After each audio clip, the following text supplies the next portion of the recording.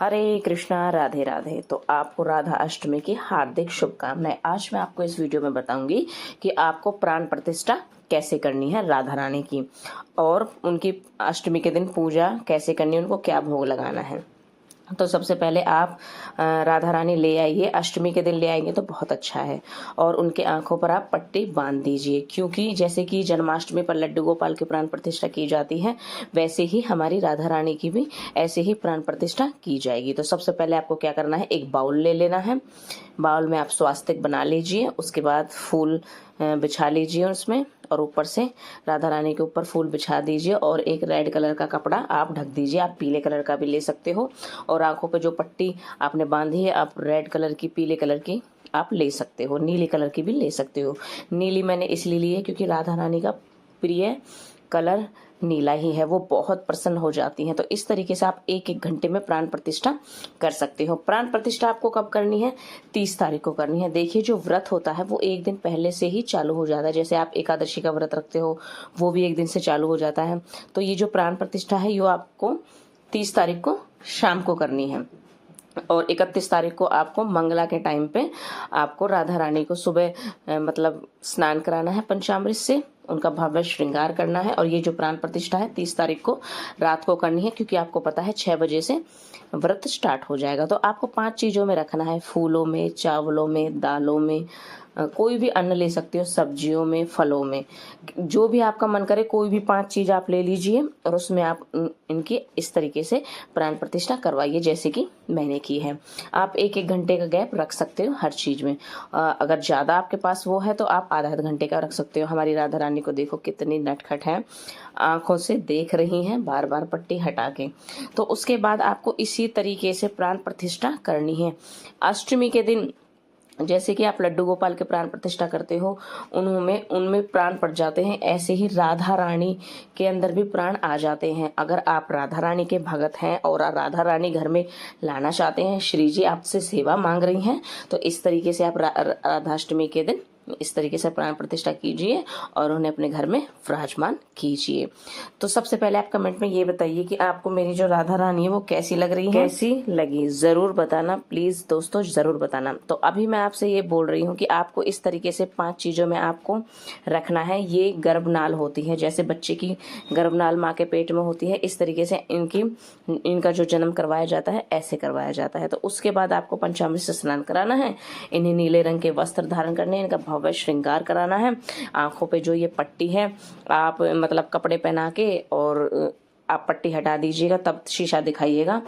उसके बाद आप और भी श्रृंगार कर सकते हैं। फिर राधा रानी का जो प्रिय भोग है आप उनको भोग लगाइए, मिठाइयों का भोग लगाइए, 56 भोग बनाइए, जो भी आपसे बन पड़े आप उतना कीजिए। तो इस तरीके से राधा रानी की प्राण प्रतिष्ठा की जाती है। बहुत सरल है, बहुत।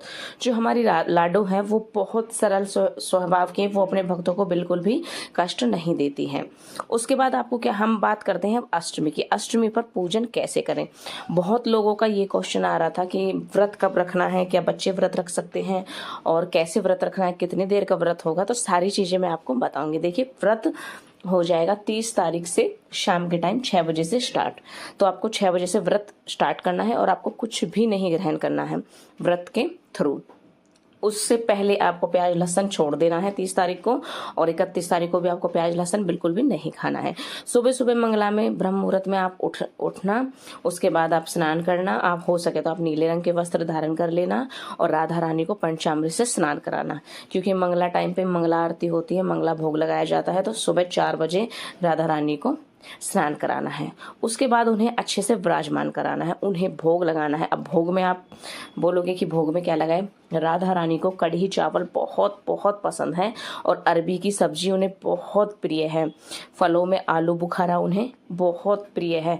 तो आप इनका भोग उन्हें लगाइए, क्योंकि जब कहते हैं ना कि भगवान को भगवान के पसंद का भोग लगाया जाए तो वो बहुत प्रसन्न हो जाते हैं।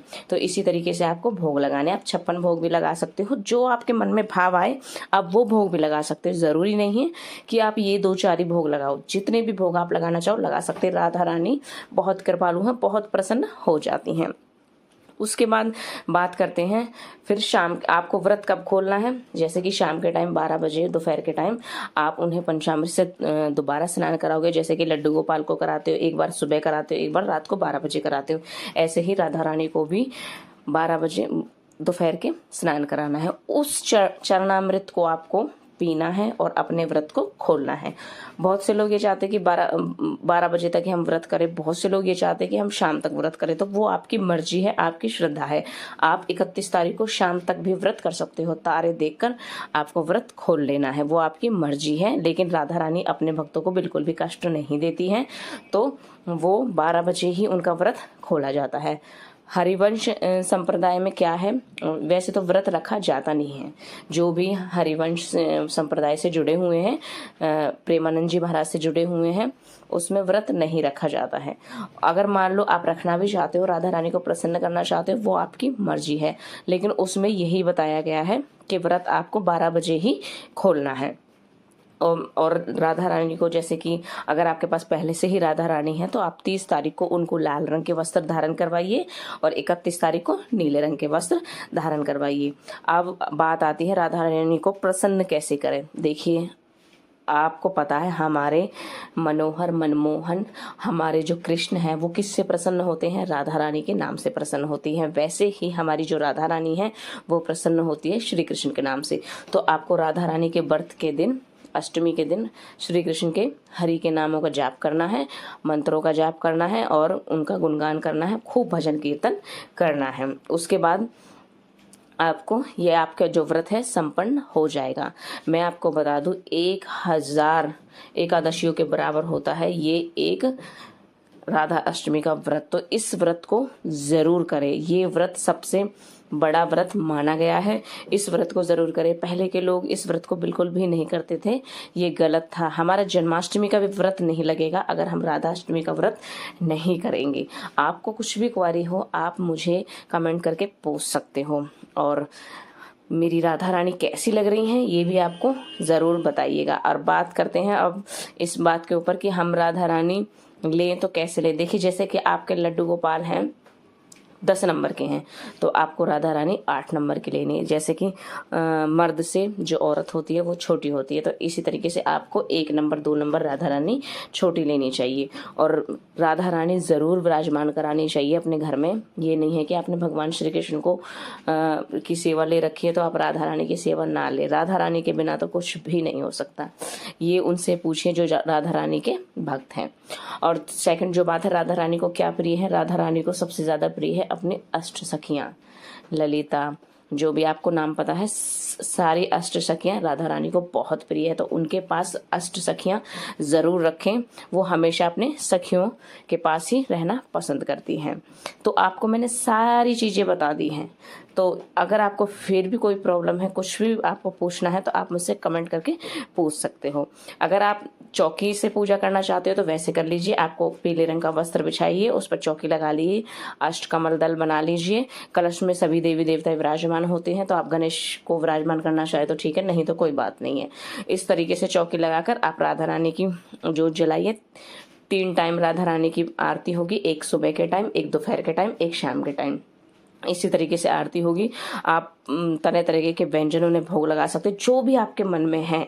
पूजा करते, श्रृंगार करते करते आप उनसे अपनी मनोकामना बोले और उनसे कहें कि आप हमारी हैं, हम आपके हैं, बस हम आपके चरणों में रहना चाहते हैं, हम बहुत पापी हैं, प्लीज़ आप हमें अपने चरणों में ले लीजिए। इस तरीके से आप राधा रानी से प्रार्थना कीजिए, वो आपके घर में ज़रूर आपकी बनकर रहेंगी। और जैसे कि आपने प्राण प्रतिष्ठा करवा ली है, सारी चीज़ हो ली है, तो बस आप राधा रानी का नाम रखने की बारी आ गई है। तो नाम कैसे रखना है, आपको राधा रानी के कान में बोलना है कि आपका ये नाम है, उसी नाम से आपको लाडो को बुलाना है। मैं बहुत खुश हूँ कि राधाष्टमी आ रही है, क्योंकि मेरी फेवरेट व्रत है राधाष्टमी का। और मेरी मैं बता नहीं सकती, बयान नहीं कर सकती कि मुझे राधा रानी कितनी प्रिय है। तो जो भी राधा रानी के भगत हैं तो प्लीज़ कमेंट में राधे राधे ज़रूर लिखिएगा। और किस किस के पास राधा रानी है और कौन लाना चाहता है तो अष्टमी के दिन ज़रूर लाइएगा, क्योंकि अष्टमी बहुत शुभ है। हमारी लाडली लाल जी का प्रकटे उत्सव है, उस दिन वो बहुत प्रसन्न होती हैं। और आप जो उस दिन महत्वपूर्ण बात है वो मैं आपसे शेयर करना चाहती हूँ। राधा रानी के भोग में तुलसी नहीं डाली जाती है, ना उन्हें पहनाई जाती है, ना उनके भोग में तुलसी डाली जाती है। वो बिना तुलसी के ही भोग स्वीकारती हैं, उनके भोग में तुलसी नहीं डाली जाती है। तो याद रखिएगा, कभी आप राधा रानी को तुलसी डालकर भोग लगाओ, ये गलत है। श्री राधे।